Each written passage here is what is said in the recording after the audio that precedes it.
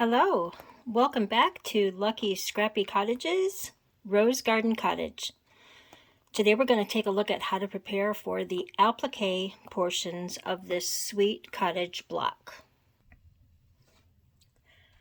To do the applique, we are going to use the pieces that were not used or were not used up in the piecing of the block. For instance, the tiny floral that will become the path. Right here, the pink gingham that is labeled to be the fence rail posts and the hearts. The pink square for the buds up here on the arching vine, or I'll show you how to fussy cut roses like this from your leftover green floral. And then we also have some leftover green that we are going to use to do the vine, the window trim, and the arching stems up here.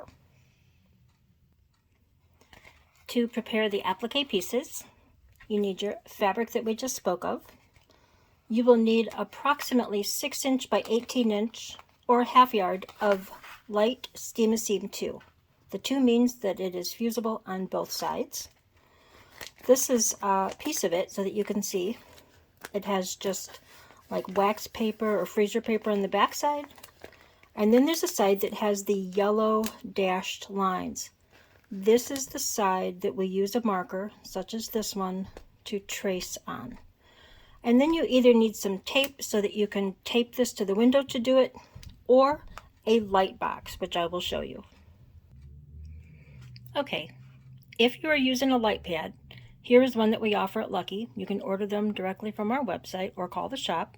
I'm going to turn it on and you will see how it gets brighter and brighter the more that you hold down the button. These work out really great because when you're putting down the shapes that you need to trace, the shapes are found in your pattern. Well, it looks kind of busy, doesn't it? But we can see what's on the back side of this paper as well. But that's okay.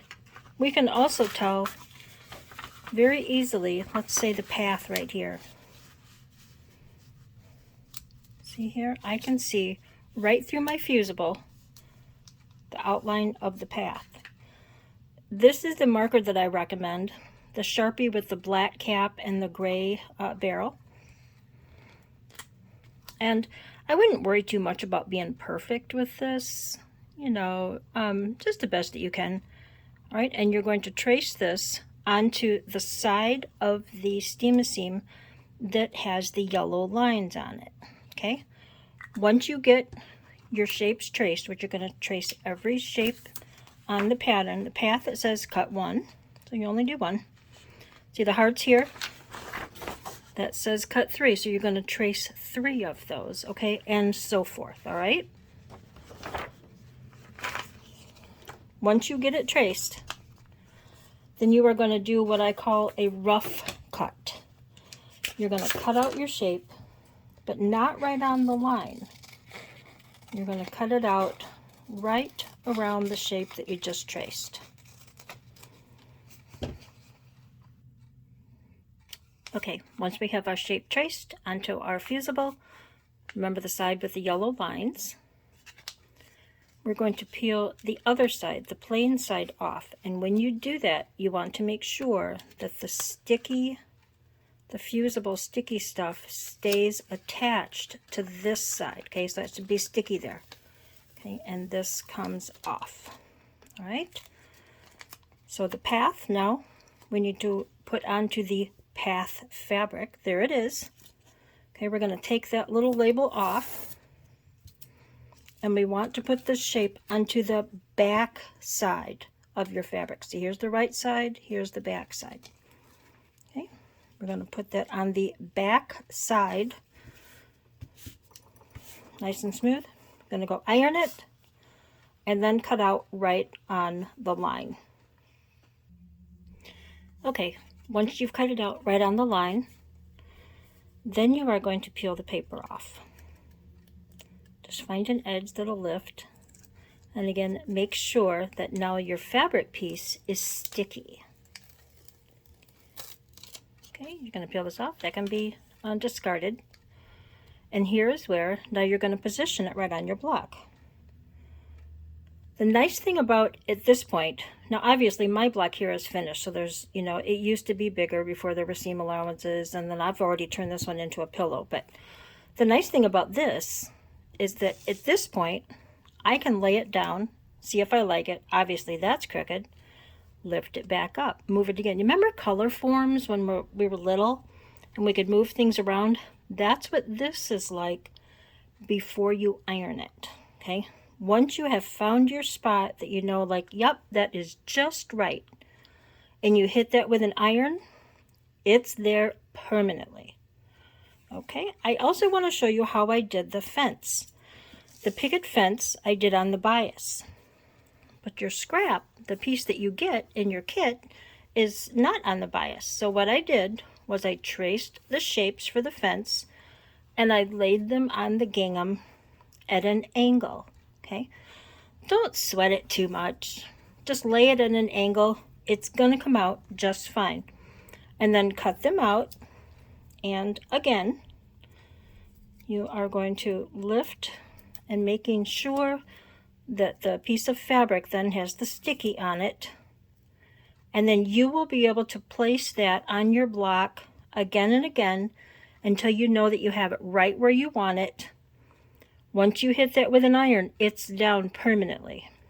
Now the thing about the fence is the sidebar here, or the rail, that's what that is, the rail, that goes down first. And then you put your fence posts over it, okay? There's a small, a medium, and a large, and the directions ask you to cut 2 of each of those, okay? If you want to make the buds at the top arcing vine as the circles that they show here, you're just going to trace 4 of them using this fabric right here labeled for the buds. And then again, you're going to iron them onto the back side here, that fusible, cut them out, position them where you want them, you know, obviously after you've already got the vine on there, and then iron them down and you're good to go. But if you want to fussy cut buds like I did here, what I did was I looked at my scrap, what I had left over of my, you know, this green floral, which by the way, this is fabric that was from my personal collection that I decided to include on this block for you guys. So isn't it sweet? It's gorgeous stuff, isn't it? Okay, anyway. Okay, so if we want to do buds, I like to look to see first, is there something along the edge that can be used so that I don't cut up the whole piece? Because maybe we could do something else with this scrap, right? At the end of the block. Okay, so I'm going to choose this one because that's really a nice bud right there, or flower. And so first what I need to do is I need to put some fusible on the back side of it. So I'm going to cut out a piece that's certainly big enough to cover that whole thing, okay? So I made it nice and generous. Now I'm going to peel off that plain side, not the yellow side, but the plain side. Okay, peel that off. The sticky stuff is on here, and now we are going to stick that on to where that bud is and iron it. Okay, once you have it ironed, see it's stuck on there now. We can see the yellow side here, and you can kind of see there the square. Yep, it's plenty big enough. Okay, now I'm not going to sweat it too much. I'm just going to start cutting with some really fine, I love these, they're called Perfect Scissors by Karen K. Buckley. We do have these on the Lucky website. I will make sure that they are also listed under where you look up the Scrappy Cottages on our website. And just roughly, don't worry about, you know, being an artist like, oh, should I have gotten that part? Should I have gotten that part? Don't sweat it. Just cut out the outline, you know, kind of roughly there. Yeah, I think that's about right. And, you know, maybe not the green. Don't worry about it too much. Just go ahead and cut this out. And that darker pink above there, that's part of a different flower, isn't it? So we're not going to include that. See here, I'm getting right in there. Okay. There we go. And I'm probably also going to cut out that little green leaf that's dipping down in there. Nobody's ever going to know. Look at there. Not hard at all. Okay, now there's a little bit of darkness over here. Okay, if you want to trim that off with the scissors, fine. If not, don't worry about it, okay? Now we're going to peel off the back. Sometimes this is a little tricky. And you want to make sure that the sticky is staying on your fabric piece. And there you have it. So here's one.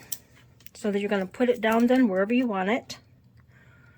But once you hit it with the iron, it's down for good. Okay? Now you can do the very same thing with the littler flowers. See the littler ones? And put down here around the door if you don't want to find buttons that you would like for there. Okay? All right, and then I just wanted to point out one more thing, and that is that the leaves here and these leaves up here are actually cut from the background of this fabric. Now, if you like the idea of the darker green for your leaves, this is your project. Go right ahead and do that. Or maybe you want one of your leaves, you know, maybe you'd rather have like a little bud here or something. I mean, look how cute that is. Right down here. Yeah, right? Okay. All right. Have fun with it. It's your project. Okay. And then lastly, there's a guide to embroider stitch the window pane. Okay. You could put this right underneath your fabric, line it up with your window pane, use your friction pen, and then just stitch it with embroidery floss. I would, if I was doing it, I would probably use a dark green embroidery floss and trim my windows, my panes in green, but you do whatever you want. And then to stitch these down, you'll see here around the fence, see I did a blanket stitch on the machine. Just set your machine to nice and slow. No big deal. Just enjoy it. Don't stress about it. This is supposed to be fun. And this is showing how, see, I started right here and went up. This one's not all the way done yet. That one is. Mine are not perfect. Not by far. Don't even worry about it. Do the best you can and enjoy the process. Here's a heart that's completely done. Here's one in the process. Here's one not done at all. Some people choose not to stitch at all, so that's what that would look like. And let me tell you, that steam seam is going to keep it down. If you're going to wash this a lot, I would stitch it down. Okay? All right. So, that's it. At this point now, you've got your block completely done. The next video will be on how to turn this into a pillow with an envelope back. Thank you so much for joining us for Lucky's Scrappy Cottages.